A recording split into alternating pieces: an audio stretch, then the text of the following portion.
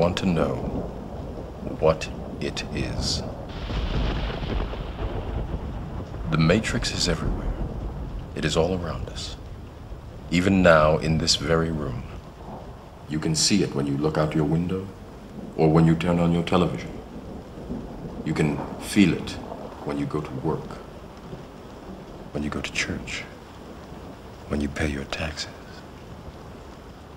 It is the world that has been pulled over your eyes to blind you from the truth. What truth? That you are a slave, Neo.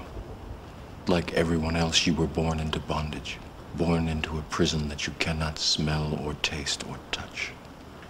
A prison for your mind.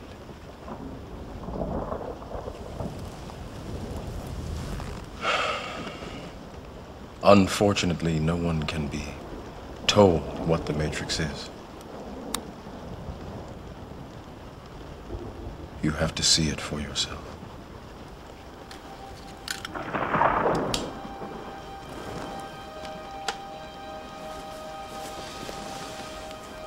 This is your last chance.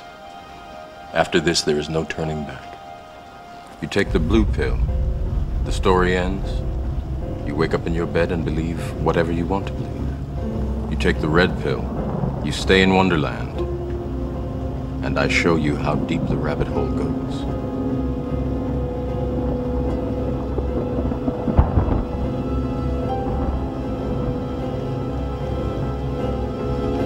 Remember, all I'm offering is the truth, nothing more.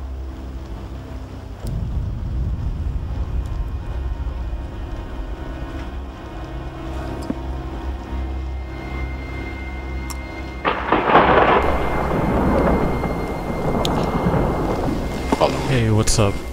I've talked about the fact that I have been visited by an extraterrestrial species that have named themselves the Annunaki, but I don't think that with any one person I have gone over the complete story of how it happened, how it all came about. And so I'm just going to sit here in my room. It's December 22nd, and it's about 5:20 a.m. I'm in my room. I have one lamp on with it slightly covered so that I can close my eyes and try and go back to that moment. Actually, a little bit before that, because they kind of prepared me for the full-on meeting before it happened. And what I mean by that is I've always believed in extraterrestrial life because it just does not make any sense for us to even fathom that we, in this immensely vast universe, could be the only intelligent species in the universe. We are but a mere grain of sand in a world of sand that is the universe. We are a speck of dust. We don't even matter in the scheme of things, but in the spiritual sense, we matter a great deal. So yeah, I've always had that inclination, even without proof. I didn't need proof. There's just way too many things that are unexplained that we can't even explain ourselves with things on this planet, like the pyramids all over the world. How were they built? Why were they built in the places they were built? Why are they at these particular points that seem to generate all of this electric energy or magnetic energy into those particular spots on the earth? And why are they on those particular spots? And why are the pyramids, no matter where they are on the earth, why are they shaped into pyramids? I've always wondered that question, and I've always just had this thought of, if we can't figure out how they were made ourselves in this day and age, and we can't still to this day replicate how they made structures eons ago in a lifetime or lifespan, in lifespan years, we cannot make anything like that to last thousands of years in the way that they have been able to do so. So that brings forth just so many unanswered questions that I won't even in my head attempt to answer, because it's not possible to answer. The answer just has to kind of come to you, which is what really happened to me. Now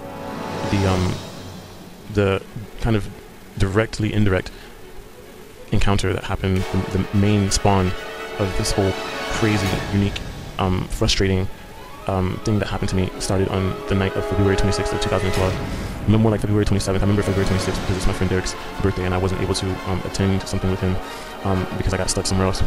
My freaking phone died. Yeah, Android batteries. So that's how I remember the date. It's burned into my mind, and it's also my friend Erica's birthday.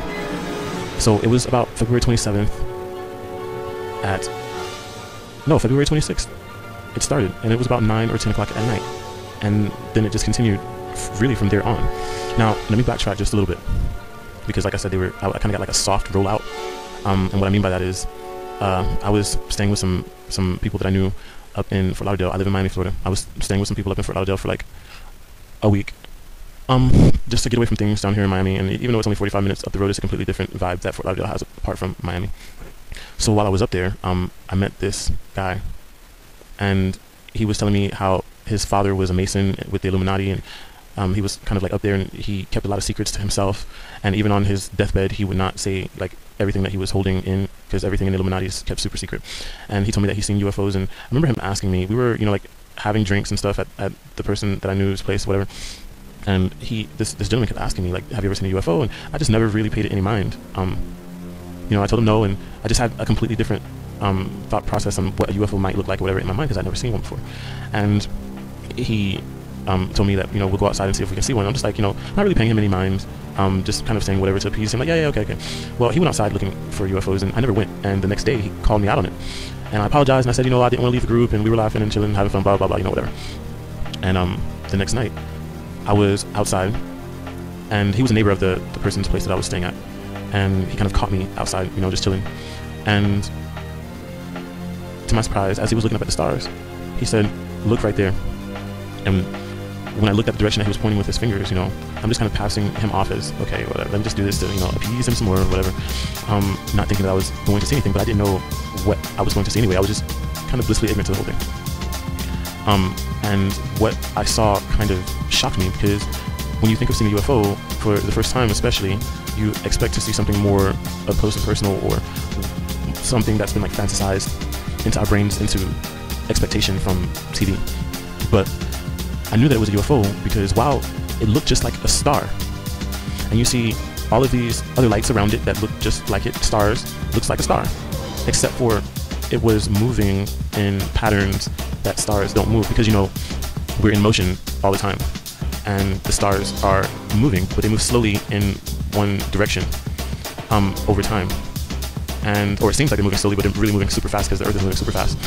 But it's going in one direction, and all the stars are moving at the same speed, or the same ratio. Everything's going in the same direction. But this light that looked like a starlight was going against the grain of the original star movement, and it was kind of zigzagging, and I could not believe my own eyes. So he asked me if I saw anything, and I said, yeah, I see that star, but it's moving. And he's like, yeah, that's a UFO. And I couldn't believe it. I had seen my first UFO. I wanted to see a UFO since forever, but I always just said to myself, when it happens, it happens. If it doesn't happen, then, you know, whatever, no love lost. It wasn't meant to be, but that was my first UFO, and it was not how I expected. So the next night, at different times, because I didn't even know that he was outside in the backyard. I was in the front yard. He was in his backyard, and I was at my friend's place in the front yard, both like looking at this one particular star that seemed like bright red. And like I said, he didn't know that I was looking at it. I didn't know that he was looking at it. We ended up finding that out later, and I'll tell you how. But first, let me tell you about this star.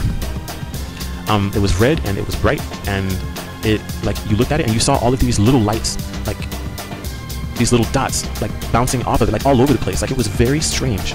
It was something that I had never seen before, and I kept staring and blinking my eyes, like, am I really fucking seeing this? Like, I see my first UFO the night before, or 2 nights before, I can't remember, and now I'm seeing this. Like, you know, you start to question how sane you are, if your eyes are working properly, or, you know. But I didn't say anything. I didn't call anybody. I did call my buddy outside that I was staying with to see if he saw it, and he said that he did, but I thought that he wasn't even really paying attention, so I didn't trust him and what he was saying, because he just wasn't paying. You know, when somebody's just doing it to appease, you know, like, yeah, you know, passing you off, which is what I had done, you know, prior to the first gentleman that showed me my first UFO. I knew the feeling, so I didn't trust it, even though, you know, he was giving me confirmation that what I was saying was what I was saying. So in conversation 2 or 3 days later, I had mentioned that I had seen that and described it as I described just now. And the guy that showed me my first UFO stops everybody from talking, and he gives me this cold stare. You know, the stare, like that OMFG stare, where you are just, you feel supernaturally in tune with something, like, oh my god, like, you know, because he looked at me, he said, you saw that too? And I said, yeah, did you see it? I thought it was kind of weird. And he said, I cannot believe that you just said that, because I didn't tell anybody about that, and I wasn't going to say anything about it, and you just said it. I cannot believe this. And I said, oh well, wow, that's, you know, it's really cool that days later, you know, I get some sort of validation, and you get some sort of validation, and I feel a whole lot less crazy now. And I feel like, you know, like what I saw was what I saw. That's pretty cool. So he had done some decorating to his place, and he invited me and my friends over to go check out his redecorating to his apartment and whatnot, which was really cool. Homie had some talent. And I saw a book. For the first time, I was introduced to the Annunaki through the writings of Zachariah Sitchin. And he let me read it, and from the minute I had that book in my hands, it was like an unknown force kind of glued me to it. And I could not help but want to read that book. And I do read, I like to read, but I don't really, you know, like get into books like I used to. Just certain books just kind of pull me and gravitate to me like a magnet, and that's when I usually end up reading books. Just like this one sort of happened to cross my path, like me being introduced to, you know, seeing what would be my first UFO, and then a couple days later seeing this really odd phenomenon in the sky, and then furthering this, you know, soft introduction by reading this book that I never heard of the Annunaki. At this point, like, I didn't really watch Ancient Aliens. I knew of it, I heard of it, but I just had never really watched it, and that will come into the story as well. So I get this book and I couldn't put it down. I ended up getting 2/3 of the way through it before my week was up and I had to come home.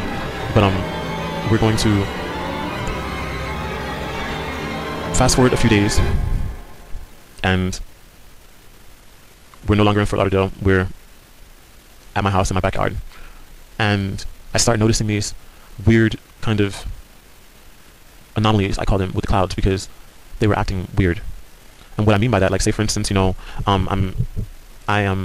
there's 4 mango trees in the backyard, and there's this cement slab that used to have a chair, you know, lawn chair that you can like lay out in and recline. And I would go outside and, you know, like sit there and just try and see what I saw before, you know, like looking at the stars, paying more attention to them than I've ever paid attention to them, and just trying to like see what I saw before. And in doing that, I noticed that the difference in the clouds is they were coming really close to me. But I still at this point paid attention but didn't pay attention. I grew to pay more and more attention as I started noticing this phenomenon happening rather frequently, growing into every day. And I noticed that they were forming in the shape of a head. And say for instance, I want you to put yourself in my shoes for a moment. Close your eyes. I'm going to try and describe this to you as best as I can. So you are no longer you, you are me. And you are sitting, or laying rather, in this lounge outdoor recliner, smoking a cigarette, looking at the stars, and you notice that the clouds are forming above you in the shape of a giant head that looks eerily similar to something Egyptian in shape. And it's flat. So if you're laying down, it is about 20 feet above you, about 20 feet, like, let's say like a 40-foot square. This head is flat, and it's in the bounds of a 40-foot square. And then there are more coming behind it, like a fan of other heads that are going from left to right, going into that other cloud that's above you, that's the full face, and coming down, like it's coming down at you. And my heart starts racing really, really fast, because I was like, oh my God, what is this? Like, a cloud has never done this to me before. I started freaking out. I cannot remember my heart beating as fast as it did that night. And this just kept happening, and I remember thinking, like, I'm just gonna fight through this, because I thought it was interesting. I've always been that kind of character to, when I get introduced to something that's not really hurting me, I wanna see, experience, learn more. You know, if I'm afraid, I wanna fight through that fear. So this happened a few days, and I started noticing I was seeing these little dots, you know, like out where the stars would be, and they would be moving, like just zigzagging all over the place, and spinning into like this circle formation that got smaller and got bigger, and I would just see them all over the place, just going everywhere. And I remember like blinking just to try and correct my vision, like thinking like, no, am I seeing things? Like, is this real?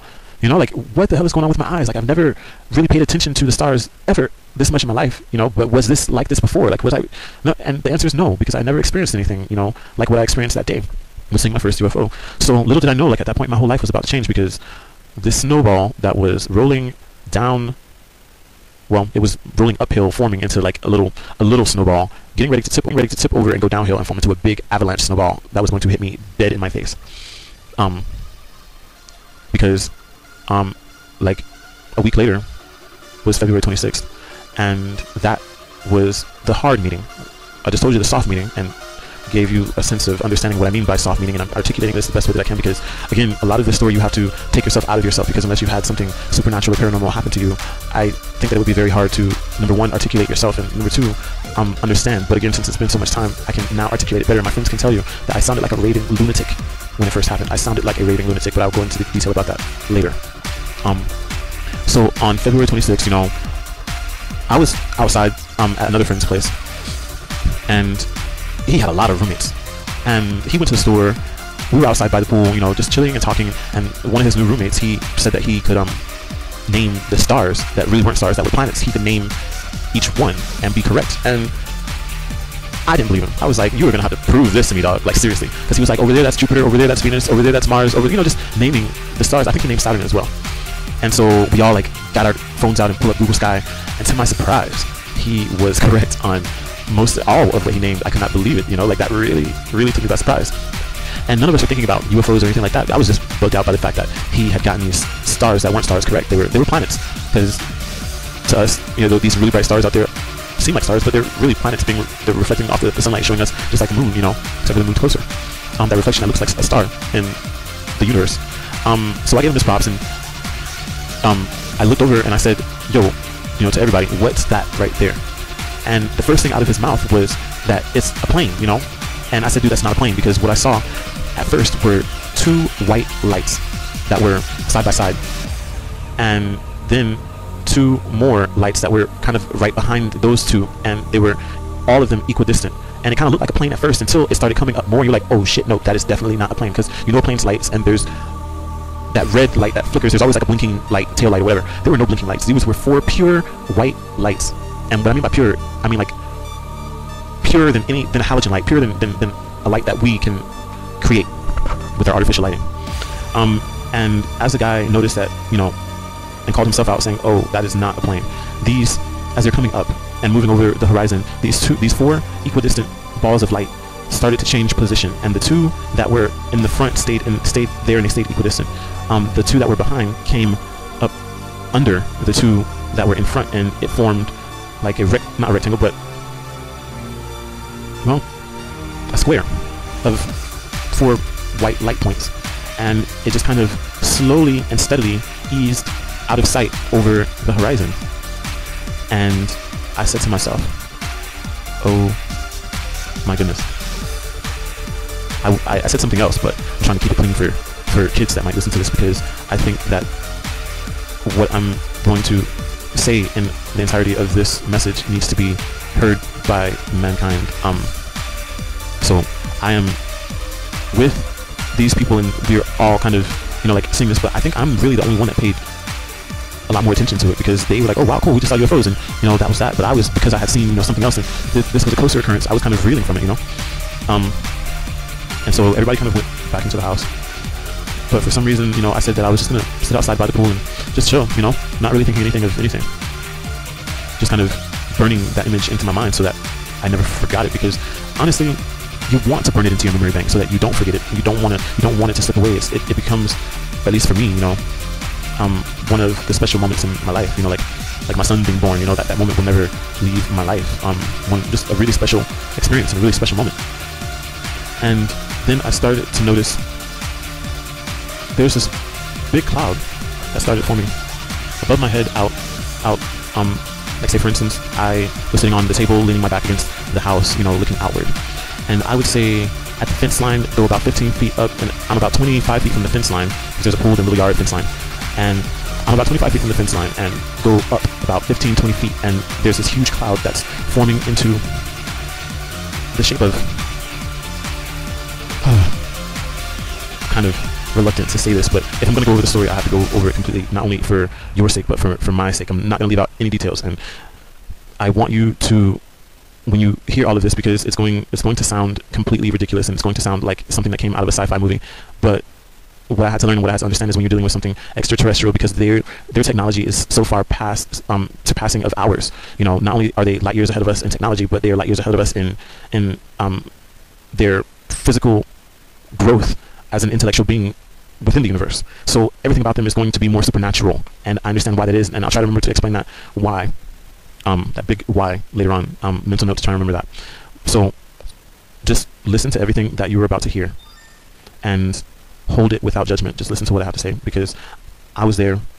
I know that it happened, and I know how I felt. I just want you to take yourself out of yourself, take yourself out of the confines of your own mind, and step into my experience, because that's really what a part of what I'm getting from this experience. Like they came to me because they want me to kind of open the minds of mankind. They want me to explain as best I can what happened to me, because this happening to me happened to all of you as well. And that sounds crazy, right? But it's true, because we're all connected. So what happens to me, even though it doesn't happen to you, it happened to you. And just to give you an example on the philosophy of what I'm speaking,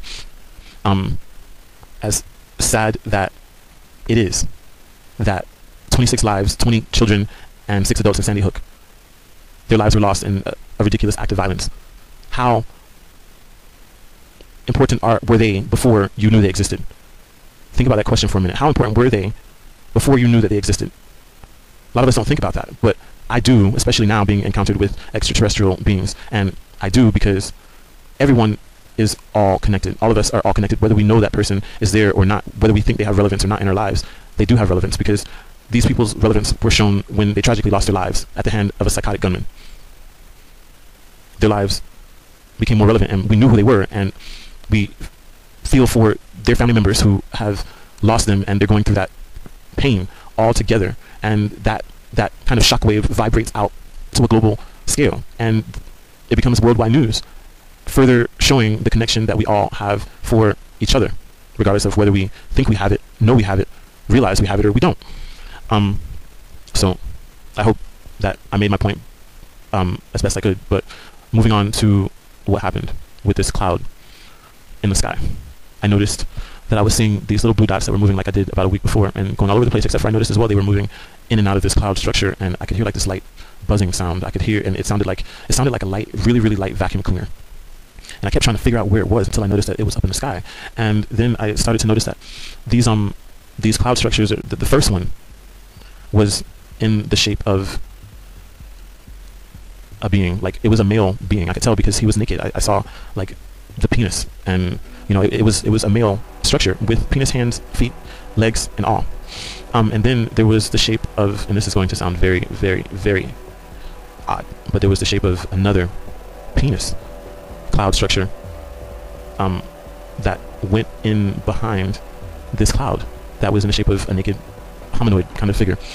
And I'm thinking, oh my god, you can't show me that. That's nasty. That's weird. Why would you show me that? I'm like, out of all the things you have to show me, you are showing me this. As I even said, you know, to them, like, why are you showing me this? I don't get it. I don't understand. Now, I like both sexes. You know, for me, sex isn't, you know, sex is about the human soul, the human spirit, and then believing in past lives, and understanding that we have multiple lives, and understanding that we can be male or female in our past lives, and understanding that our souls are eternal. And all of this, it never made much sense to me as to why I had to choose one sex or another. Just never made any sense to me. So, but I'm still not putting 2 and 2 together yet. I just didn't know why they were showing me this, because I kind of felt like they were making like a joke or something that I wasn't getting. Because I just kept saying, like, why are you showing me this? And then they made the figure of my friend, you know, whose place it was. And my buddy, when he sleeps, his name is AJ, when he sleeps, he sucks his thumb, and he is in fetal position, and he rocks back and forth like a little baby. It's actually really cool to watch because he's half Egyptian, he's half Cuban, super gorgeous, looking very pretty, you know, nice and eyes to look at, has tattoos, you know, and he's about 6'2" or something like that. But you see him sleeping, and he looks like a huge skinny baby, you know, sucking his thumb and in his sleep rocking himself like back and forth. And I took notice of that like the first time I saw him sleep. And so immediately I understood what was going on when I saw the next cloud structure being formed. Because what I saw was a cloud structure being formed into what became a person laying on his back in fetal position. And as I'm telling you this, I'm seeing it in my mind. A person, male person, laying on his back in fetal position. I could see the knees being pulled up to like the stomach area, and I could see, like, you know, like, imagine yourself laying on your back, pulling yourself into fetal position, sucking your right thumb. Imagine that in your mind for a second, and then rocking from left to right. This is you in your mind doing this. You're on your back in fetal position with your right thumb in your mouth, and you're rocking left to right on the floor like that. Now imagine you not being you, but you being me, seeing that and having a connection to that particular figure.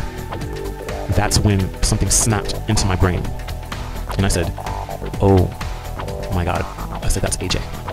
I said, you're trying to tell me that you see what my life, you see what's going on with me, like you're showing me that you're connected to things that only I would know, that you are giving me some sort of validation.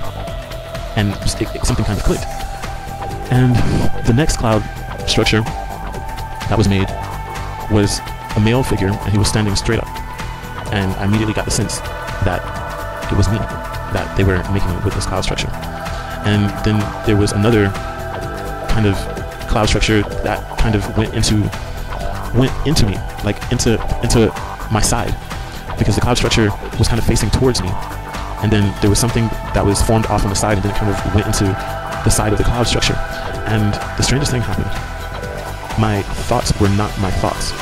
I knew that it was something else because I was just making connections instantaneously at that point, and I didn't understand why. I went from being super confused to knowing what was going on and hearing this voice inside my head. And you don't know what it's like to have something speak to you without being spoken to. And what I mean by that is telepathically, until it happens and you realize it, and you're like, O-S-H-I-T with 5 billion exclamation points behind it, because it puts you into a really big state of shock, especially all of this happening at one time in such a short amount of time. And so I knew that that figure was me, and I knew that, you know, they were showing me, or kind of asking me, I don't know, I translated it as they were asking me if they could connect to me, instead of telling me that they were going to connect to me, because I didn't have that feeling of being bogarted. It was almost because they didn't have to show me what that. They could have shown me something else, but they chose to show me that. And so I remember saying to them, you all are asking me if you can connect to me, and I remember thinking, like, why didn't you just do it? And I thanked them for, you know, having my consideration in mind. I would like to have a say-so. You know, you would think that you'd be given a say-so, but you're not always given a say-so, especially in things like this, you know. So I was very thankful for that, and my heart is beating and racing really fast because I have something communicating with me in my head, and I'm seeing, like, these lights behind the cloud structures that are being formed into shapes that I'm recognizing as 3D images. It's like my brain is seeing in a way that I had never seen before.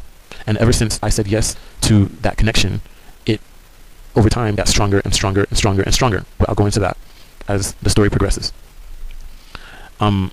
So I said yes, and I remember while I'm sitting on the table with my back to the wall, watching all of this, my emotional state is going haywire because I'm feeling so many different emotions all at one time.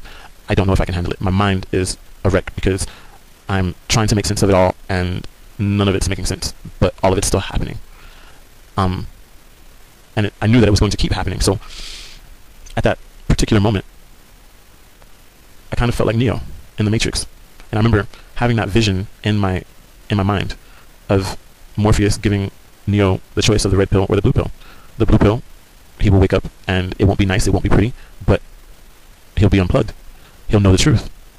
Or the red pill, which would keep him in blissful ignorance forever in the Matrix, with no regard to any truth of anything. And I remember distinctly thinking that I had a choice to make, because I was at that critical moment, you know, in a fear stage where you're at the fight or flight, and I could have run away from the situation, and who knows what might have happened after that, you know. But at the same time, I'm not one to run from things because I like to see them out, especially if I'm not being hurt. And I wasn't being hurt, so I said, you know, Donnie, you need to fight through this. Go ahead and take the blue pill. And it was funny that I was seeing blue dots, these blue lights that were pushing and moving the clouds into these different structures. So in my mind, I went ahead and took that blue pill. And it's not a choice that I regret at all, but I took that blue pill, and I was afraid for months going through the experiences that I'm going to tell you. But I wanted to fight that fear. I didn't want to be around them and having my heart feel like it was going to go out of my chest. Which was always an involuntary response because it's something that you just have to get used to. For example, let's not think about extraterrestrial UFO stuff for a minute. Let's think about if I had seen my first ghost for the first time, you know, and I was starting to develop like this psychic phenomenon going on with me. Like, it would be, I imagine, very frightful, and it would be something that I would just have to get used to and realize that it's not going to go away, because the more I fight it, the more it's just going to be there and bother me. You know what I mean? So it's the same thing with these extraterrestrial beings that came to me, you know, for lack of a better articulation there. And I still didn't know who they were at this point, so I'm sitting with them, and that last image was shown to me where I realized that they were asking if they could, you know, connect with me, be in tune with me. And I, of course, said yes and went through that. And I remember them showing me not a human image in the next cloud structure, but it seemed it had, you know, like legs, and it had feet, and it didn't have, I don't remember it having 5 fingers, I remember having 4. A thumb and three other fingers.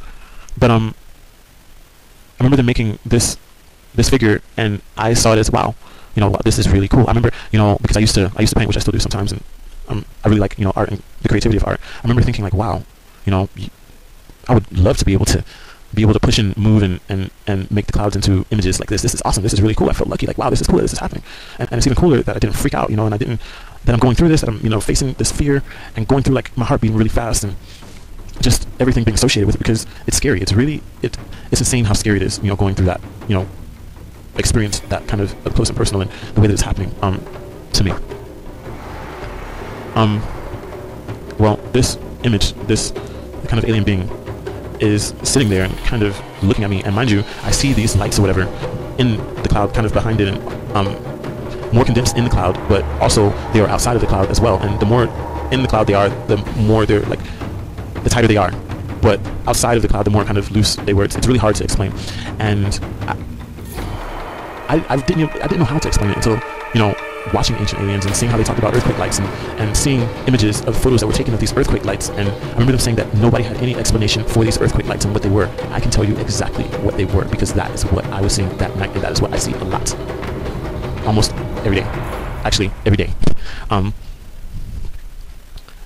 But at that juncture, I was new to everything, so obviously it was a lot more frightful, and I didn't know what they were, you know, what was going on.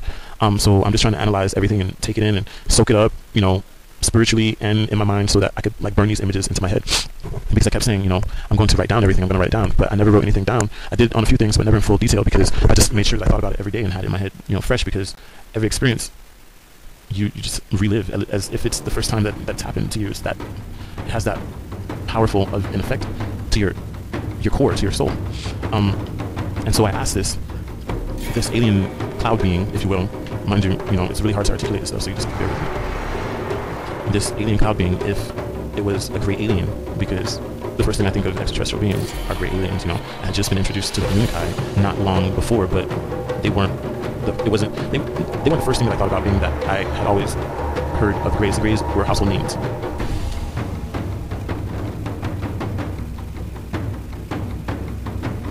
The Greys were household names to me.